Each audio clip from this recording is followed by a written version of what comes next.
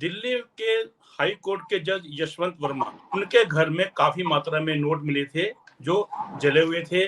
उसमें कुछ जले भी थे, कुछ जले हुए भी थे, जिनको बाद में वहां से हटा दिया गया था। और ये घटना थी 14 मार्च की, पिछली जस्ट जो 14 मार्च अभी गई है। उसके बाद सुप्रीम कोर्ट ने उसमें एक जांच कमेटी बनाई थी, उसने अपनी रिपोर्ट दी थी, 3 जजेस की कमेटी बनी थी। उस कमेटी ने भी पाया कि जस्टिस वर्मा का जो दिल्ली में उनका सरकारी आवास था, उसके परिसर में जो एक स्टोर बना हुआ है, उसमें काफी मात्रा में नोट मिले थे जो जल गए थे। उसमें जले और बिना जले कितने हैं उसकी संख्या हमें नहीं पता, लेकिन हाँ काफी मात्रा में अर्धजले नोट मिले थे।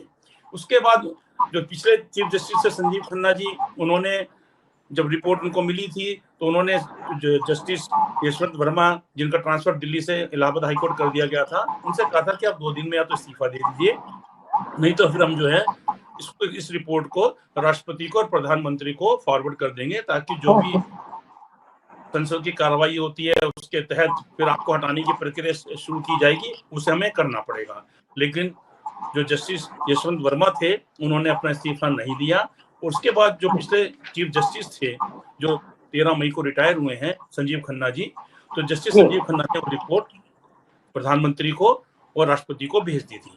उसके बाद अभी हाल ही में सुप्रीम कोर्ट में एक पिटीशन फाइल की वकीलों ने, 3 वकीलों ने मिलकर, जिसमें मांग की गई थी कि कमेटी की रिपोर्ट भी आई है, उस रिपोर्ट के अंदर भी तो जो है जस्टिस वर्मा के ऊपर दाग लगा है, और ये उसमें पाया गया कि उनके यहाँ पे नोट मिले थे जो जले थे। लेकिन उन्होंने कहा कि इसमें एफआईआर भी दर्ज होनी चाहिए, जिसे आज सुप्रीम कोर्ट ने खारिज कर दिया। क्यों खारिज किया, क्या है, ये भी एक अटपटा सा सवाल है। इसमें पहले आप अपना ओपिनियन बताइएगा कि क्या इसमें एफआईआर नहीं होनी चाहिए। देखिए, जब सबूत सभी मिल चुके थे और चीफ जस्टिस साहब ने खुद क्या बोलते हैं, ये 3 सदस्य कमेटी बनाई थी, उन्होंने भी प्रूफ कर दिया था, सारे गवाह मिल चुके थे, लेकिन जो वीडियो भी बन चुकी थी उन नोटों की, जले हुए नोटों की वीडियो बन चुकी थी, वीडियो से ऊपर तो कोई प्रूफ होता नहीं है। तो लेकिन उसके बावजूद ये होना और सारी कार्रवाई होने के बाद तो एफआईआर नहीं होना, ये अपने आप में तो देखिए एक नहीं बहुत से सवाल खड़े कर देता है। हाँ, इतना जरूर कहूंगी कि कुछ गवाह जैसे फायर ब्रिगेड के डीजी हैं, उनके अतुल गर्ग जी, वो बिल्कुल साफ इनकार कर गए कि जी हमें तो मिले नहीं, नोट ही नहीं मिले।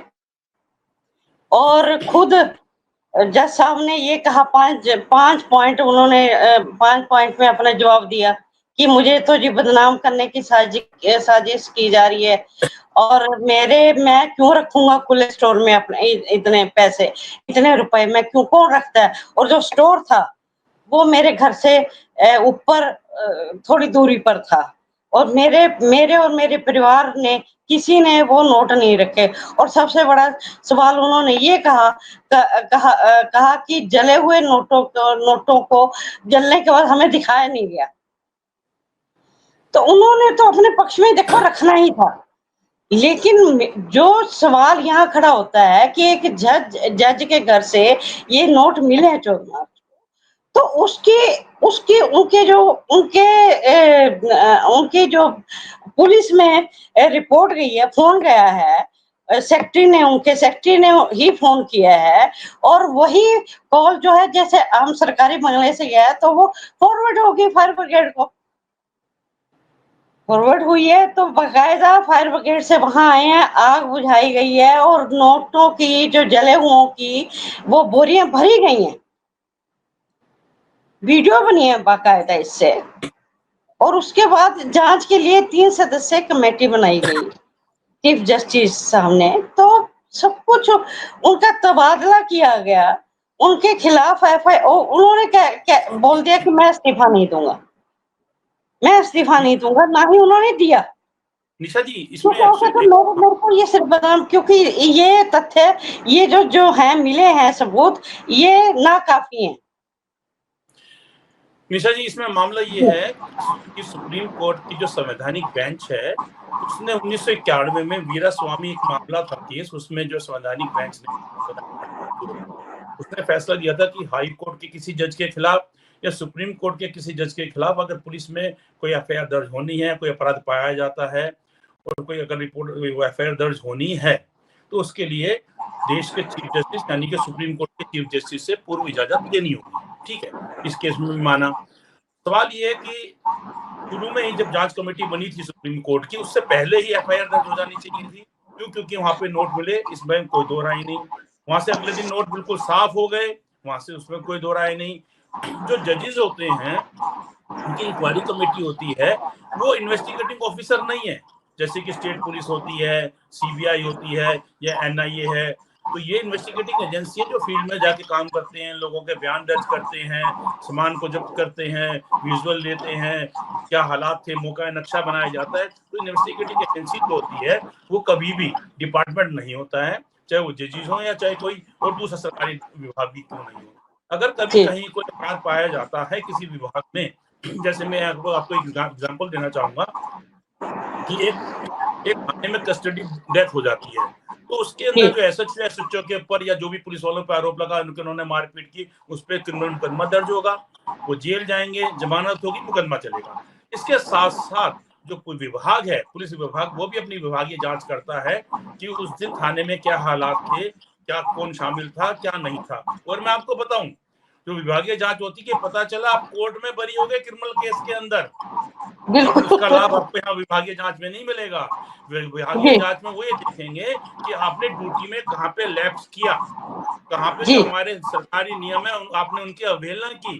तो एक ऐसे केस था कि वो बकायदा जो गवाह से, चाहे उनकी पुलिस वालों की सेटिंग हुई या गवाह को पैसा दिया या गवाह मुकर गया या जो भी कुछ था, तो एक कस्टडी डेथ थी, उसके अंदर वो बरी हो गए पुलिस वाले, लेकिन विभाग ने उनको जो है उनकी सर्विस, किसी की 2 साल की सर्विस काटी, किसी की 3 साल की सर्विस काटी, किसी को कह दिया कि इनको प्रमोशन नहीं मिलेगी, क्योंकि विभाग ने पाया कि जो डेथ हुई है कस्टडी में, इनके लैप्सेस थे। इस तरह से सुप्रीम कोर्ट ने एक जांच कमेटी बनाई, इन हाउस कमेटी बनाई, जिसमें 3 जजेस लिए उन्होंने। ठीक है, उन्होंने भी ये बात मान ली कि इनके यहाँ पे अजले नोट मिले हैं। अब अजले नोट चाहे वो 1 लाख है, चाहे वो 50,000 है, चाहे वो 1 करोड़ है, चाहे वो 100 करोड़ है, अजले नोट थे, वहां से रिमूव किए गए। अगर कुछ गलत नहीं था तो क्यों रिमूव किए गए? नंबर 2, वहां पर जो रिमूव किए गए हैं, तो वहां पे तो सरकारी ड्यूटी में पुलिस वाले भी होते हैं या उनके कोठी पर सैनिक बल होंगे, पूरा स्टाफ है, माली है, इलेक्ट्रीशियन है, रसोईया है, घर में काम करने वाले लोग हैं, ड्राइवर हैं। तो अगर पुलिस में एफआईआर दर्ज होती है या पुलिस इन्वेस्टिगेशन करती है, सबके बयान दर्ज करती है। यहाँ पर इस समय ड्यूटी पे, रात को जब आग लगी, कौन कौन था ड्यूटी पे? अगले दिन सवेरे जब यहाँ से साफ हुआ है, राख गई है नोटों की, या नोट बोरी में भर के गए हैं, चाहे वो जले हुए थे, चाहे वो जले थे, चाहे दोनों मिक्स थे, तो उस टाइम ड्यूटी पे कौन था, तो उनके बयान दर्ज होते। उनको कहना पड़ता, जिस भी आदमी की ड्यूटी थी, वो ये नहीं कह सकता था कि मेरी आंखें बंद थी, मुझे नहीं पता। अगर वो कहता मेरी आंखें बंद थी, मुझे नहीं पता, तो वो तो वैसे सस्पेंड हो जाएगा कि तुम ड्यूटी का दे रहे हो। और ये तो कंफर्म है कि रात को जले नोट मिले वहां पे, उसका वीडियो भी बना, उसमें जो फायर वालों के स्टेटमेंट भी है बकायदा, और जो उसमें कह रहे हैं कि गांधी जी की फोटो लगी हुई है, जैसे उन्होंने अपनी आम भाषा में बोला, गांव की भाषा में, बेस्ट यूपी के वो थे जो फायर ब्रिगेड वाले थे, नोटों को बकायदा दिखाया गया, पिक्चर उसकी दिखाई गई है। 500 के नोट साफ नजर आ रहे हैं कि वो हाथ जले हुए थे, लेकिन कोई कई नोट जो 500 के थे वो थे, वो पिक्चर में, वीडियो में दिखाया जा रहा है, और उनको वहां से हटाया गया है। तो हटाया गया है, हाँ, जो हटाने की जो है वो तो इन्वेस्टिगेटिंग एजेंसी ही करेगी ना। अच्छा, सुप्रीम कोर्ट ने अपने इन हाउस कमेटी बनाई, इंक्वायरी कमेटी बनाई, उसने भी पाया क्या इनके पास नोट मिले थे। कायदे में तो एफआईआर के आदेश चीफ जस्टिस जो है उनको ही कह देना चाहिए था, पुलिस को बुला के, जैसे कई बार होता है, कहीं कुछ मिलता है तो सीबीआई को बुला के कह देते हैं आप एक्शन ले लीजिए, हमारी तरफ से आपको हरी झंडी है। इस केस के अंदर लोकल पुलिस का मामला बनता है, ईडी का भी बनता है, इनकम टैक्स डिपार्टमेंट का भी बनता है कि भाई कितने नोट थे, इनकम टैक्स देखेगा, उससे कितनी राशि थी, कितनी धनराशि थी, किस तरीके से आए, किस जरिए से आए, वो ईडी देखेगा। पुलिस को ये देखना है कि कहाँ पे भ्रष्टाचार हुआ, नहीं हुआ, ये सब चीजें भी देखनी है। सीबीआई को, क्योंकि सेंटर का मामला है जजेस का, वो सीबीआई को देखना है कि भाई एंटी करप्शन के मामले को लेकर कहीं करप्शन का इशू था, तो सारी एजेंसी इसमें इन्वॉल्व होती हैं। और सबसे बड़ी बात यह है कि हमारे देश के उपराष्ट्रपति धनखड़ जी ने ये बात बोली कि क्योंकि हाई कोर्ट के जज हैं, इनके खिलाफ जी कार्रवाई नहीं हो रही। अगर इनके खिलाफ कोई और अधिकारी होता है इनकी बजाय, या कोई और नेता होता तो तुरंत कार्रवाई हो जाती। तो उन्होंने गलत बात तो नहीं बोली। देखिए, ये बात तो बिल्कुल आपकी बहन जी, मैं ठीक है कि जो बड़े बड़े पदों पर बैठे हैं, यानी कि मेरे बड़े पदों का मतलब ये है कि जो पॉलिटिकल, जिनकी ताकत है, पॉलिटिकल ताकत। हालांकि जो राज्यपाल है धनखड़ जी, उनका वो बहुत ही सर्वोच्च अच्छे उस पर बैठे हैं, ऐसे पद के ऊपर बैठे हैं, उनकी गरिमा है उनके पद की। लेकिन उसके बावजूद उन्होंने सुप्रीम कोर्ट के ऊपर जो फप्ती कसी, वो काबिले काबिले वो नहीं थी, गौर नहीं थी। लेकिन इसी प्रकार जो है, आज की डेट में जो सुप्रीम कोर्ट जो फैसले ले रहा है, हो सकता है उसके पीछे कहीं ना कहीं ये भी कारण हो, क्योंकि इस जज के मामले में भी जो जो तथ्य हैं, जो गवाह हैं, वो पीछे हटाए जा रहे हैं। जैसे नोटों को बिल्कुल गोली किया गया है, जले हुए नोटों को कहाँ गए, कहाँ नहीं गए, एक किस्म से गवाह जो है, एक किस्म से वो उसकी वो थी, उसको खत्म किया गया।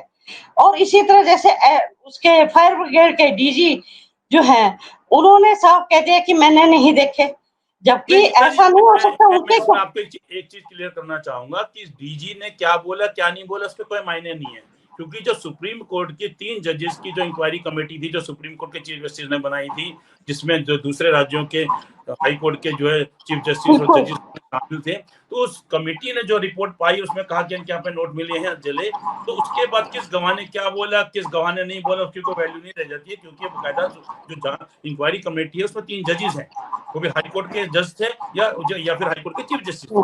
ठीक है, तो उन्होंने जो पा लिया, अब उससे पहले किस पुलिस वाले ने क्या बोला, किस फायर वाले ने क्या बोला, उनके घर में किसी चौकीदार ने क्या बोला, फायर के डीजी ने क्या बोला, उसको कोई मायने नहीं है। क्योंकि इंक्वायरी कमेटी ने मान लिया जांच करने के बाद कि भाई इसके यहाँ पे जो है जले नोट पाए गए। अब ऐसी स्थिति में जो सुप्रीम कोर्ट के अंदर पिटीशन फाइल की थी, वकीलों ने लगाई कि सब एफआईआर में दर्ज होनी चाहिए।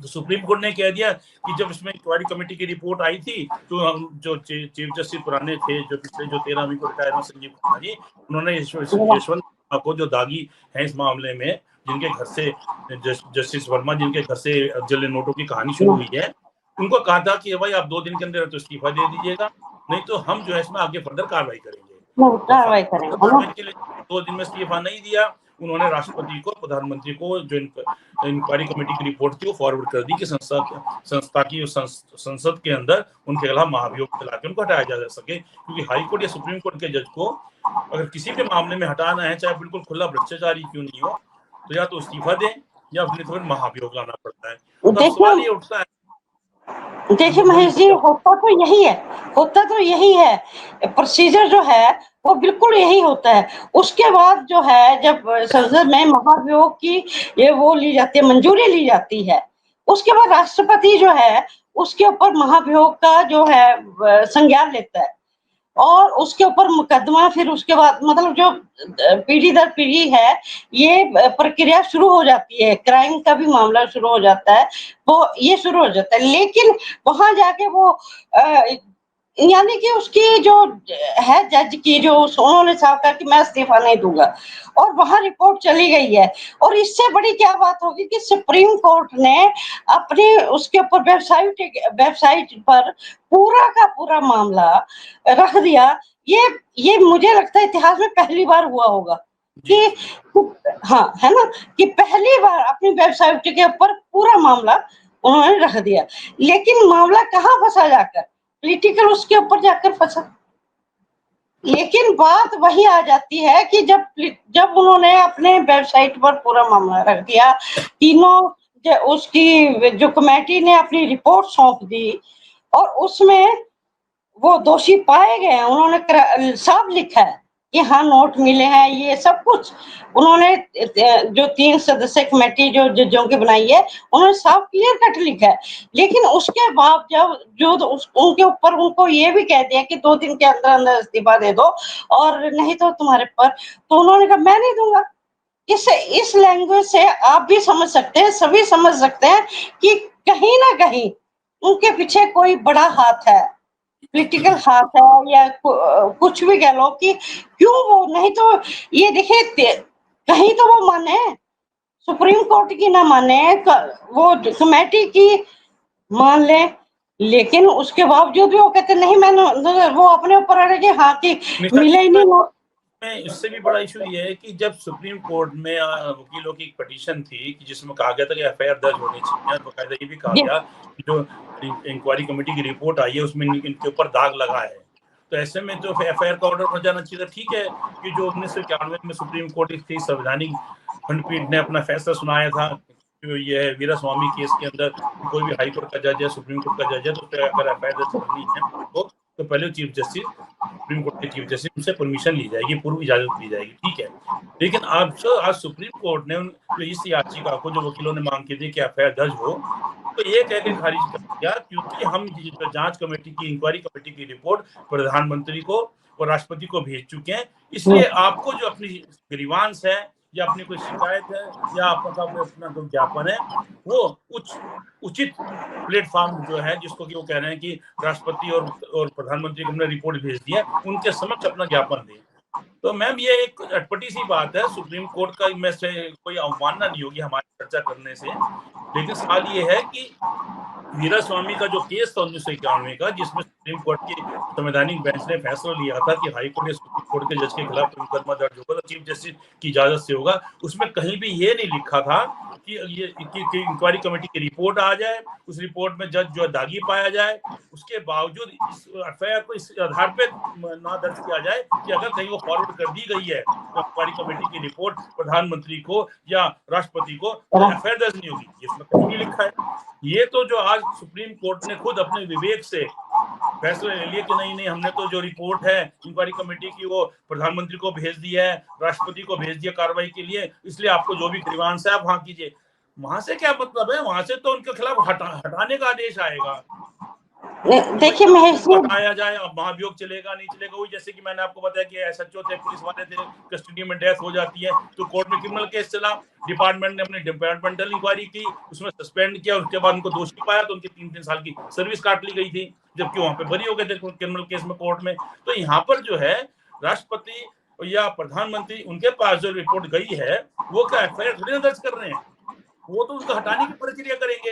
एफआईआर वाला जो कार्रवाई है वो तो जो मांग की गई है, ये तो चीफ जस्टिस को, सुप्रीम कोर्ट को खुद ही फॉरवर्ड कर देना चाहिए था, बल्कि एफआईआर नहीं, उनके साथ साथ ये भी कहना चाहिए था कि इसमें दिल्ली पुलिस भी एफआईआर दर्ज करे, जरूरत पड़े तो ईडी भी अपनी जांच देखे, जरूरत पड़े तो करप्शन का मामला है तो सीबीआई भी अपनी जांच करे, जरूरत पड़े अगर ज्यादा नोट हैं तो ये नोट कहां से आए, कितने आए, आपकी जो है ये इलीगल वो तो नहीं है, प्रॉपर्टी या जो आय से अधिक संपत्ति जिसको बोले जाता वो तो नहीं था, उसके लिए इनकम टैक्स भी देखेगा कि कितनी आपकी सैलरी है, कितने नोट वो पाए गए थे। जैसे कि फॉर एग्जांपल वो नोट होते 1,00,000-1,15,00,000, वो कहते थे हाँ सर 1,00,000-1,15,00,000 तो मेरे घर का था, मेरे पास था, कोई दिक्कत नहीं। लेकिन अगर वो 20 लाख है, 30 लाख है, 40 लाख है, तो आपको तो फिर स्टेटमेंट देना पड़ेगा ना, कितना कैश आपके पास कहां से आया, आपकी तनख्वाह का तो नहीं है। तो इसमें तो 3-4 एजेंसी इन्वॉल्व होती हैं। सिर्फ ये कहते ना कि हमने तो बोला कि चीफ जस्टिस जो पिछले संजीव खन्ना जी थे कि भी 2 दिन में इस्तीफा दे दिए, अगर वो 2 दिन में इस्तीफा दे देते, दागी यशवंत वर्मा, जस्टिस यशवंत वर्मा इस्तीफा दे देते, तो क्या मतलब, इसका मतलब उनके खिलाफ पुलिस की कोई कार्रवाई नहीं होनी चाहिए, क्रिमिनल कार्रवाई नहीं होनी चाहिए? अरे भाई ये तो एक अलग चीज है। जैसे करप्शन के अंदर कोई अधिकारी पकड़ा जाता है, उसकी नौकरी भी जाती है और जेल भी जाता है, डिपार्टमेंट उसकी नौकरी खराब करता है और जो पुलिस उसको जेल में डालती है।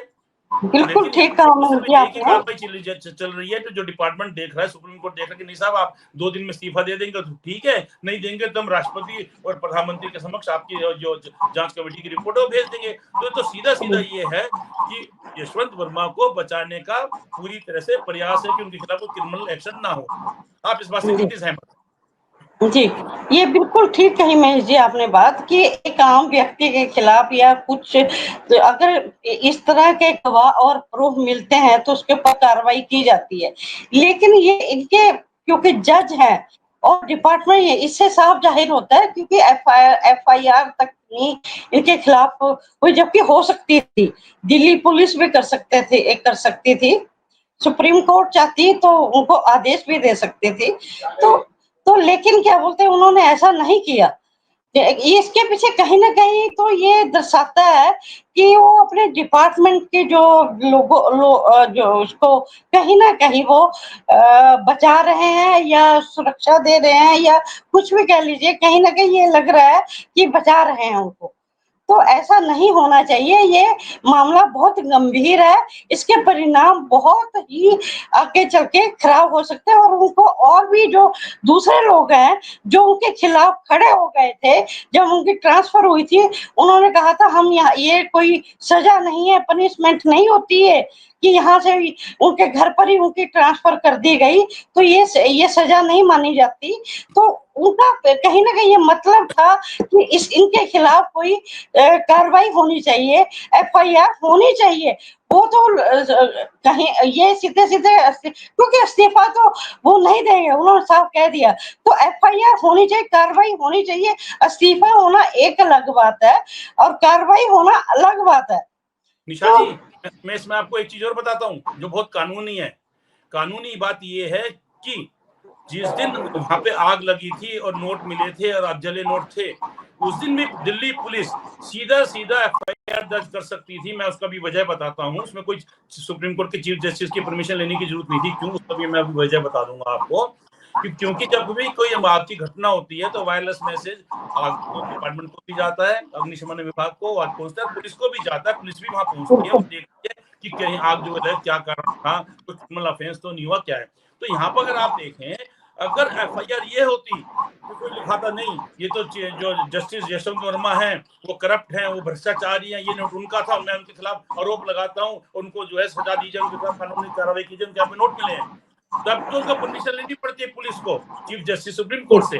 लेकिन यहाँ जी, पर तो वो यशवंत वर्मा जो जस्टिस हैं, उनका नाम ये बिना सीधी सीधी एक एफआईआर दर्ज कर सकते थे कि जस्टिस यशवंत वर्मा, उनका निवास स्थान ये है, उनका पता ये है, उनके पीछे जो घर के अंदर परिसर के अंदर एक स्टोर है, स्टोर के अंदर जो आग लगी है वहां पे नोट पाए गए हैं और ये नोट जो है संदिग्ध अवस्था में पाए गए हैं, जले हुए जो बिना जले भी थे, जलेबी भी थे और राख भी थी। उसके अंदर सीधा सीधा जस्टिस वर्मा के खिलाफ तो आया नहीं कुछ। उनका तो एक परिसर है ना। जैसे कि फॉर एग्जांपल अगर बिल्कुल, मैं जज बिल्कुल। हूँ हाई कोर्ट का और मेरे कार में अगर कुछ मिलता है तो क्या आप सोचते जी, हैं पुलिस जो कार्रवाई, उस कार का कहीं एक्सीडेंट हो गया, कार में कहीं कुछ हो गया या कोई और भी कार को चला रहा है, तो क्या पुलिस कोई एक्शन ही नहीं लेगी? ओके, चीफ जस्टिस के पास जाएगी सुप्रीम कोर्ट में पहले कोई। अगर सीधा आरोप में नाम आता कि हाँ भाई यशवंत वर्मा जस्टिस हैं, उनके खिलाफ कार्रवाई की जाए, तब तो आपको परमिशन लेनी पड़ेगी सुप्रीम कोर्ट के चीफ जस्टिस से। लेकिन वो जो देखिए घटनास्थल मुझे पर नोट पाए गए हैं, वो क्या पता किसके थे, किसने रखे, क्यों रखे, ठीक है ना। वो तो सिर्फ एक जो एफआईआर आती जिसमें जो जस्टिस यशवंत वर्मा के निवास का जिक्र आता, घर का जिक्र आता, उसमें उनके ऊपर आरोप नहीं लगते, फिर जांच का विषय था। तो एफआईआर तो पुलिस उस दिन भी कर सकती थी। बिल्कुल कर सकते थे और लोगों को पूरी उम्मीद थी कि आज जो है, जो जज जिसके ऊपर ये ऐसा, जिसके घर से ये नोट मिले हैं, उसके ऊपर जो कमेटी ने भी अपनी वो दे दी है, रिपोर्ट दे दी है, सारे गवाह उनके जो उनके खिलाफ जा रहे हैं, उनके पक्ष में जा रहे हैं और लगता था कि अब कुछ ना कुछ ये जो है उनके खिलाफ कार्रवाई होगी। लेकिन एंड तक आते आते वहीं पर ऐसा कुछ हुआ कि या तो यही, मैं तो यही वजह समझती हूँ, जो मेरा ख्याल है कि शायद अपने उसको बचाने के लिए, शायद ये मेरे ख्याल से दूसरे जज होंगे जिनके खिलाफ ऐसा अगर चलता महाभियोग का, तो इससे पहले एक जज थे जो उनके खिलाफ भी हुआ था। तो लेकिन ये दूसरे जज थे जो बहुत कम लोगों, बहुत जब जज बहुत कम लोगों के खिलाफ जो जज होते हैं या जुडिशरी से बंधे होते हैं, तो उनके खिलाफ मुझे कहीं ऐसा नहीं संज्ञान में मेरे आया कि भी हुआ होगा। ऐसा ही इस मामले में हुआ है, जस्टिस जो वर्मा के मामले में हुआ है कि भी इतना कुछ होने के बावजूद भी जो ना तो दिल्ली पुलिस ने संज्ञान लिया, ना सुप्रीम कोर्ट ने संज्ञान लिया, तो कहीं ना कहीं तो ये देखिए अपने उसको लिपापोती करने की या उसको मतलब सुरक्षा देने के लिए, सुरक्षा ही कहेंगे इसको और तो कुछ नहीं कह सकते, जो सीधा सीधा साफ बरी निकल गया। जब सारे गवाह एक आम व्यक्ति के खिलाफ अगर छोटा सा भी कुछ मिल जाए तो उसके खिलाफ ये कार्रवाई कर देते हैं, तो ये जज होना ही एक अपने आप में, मेरे को तो लगता है वो है कि जो इनको बजा रहा है।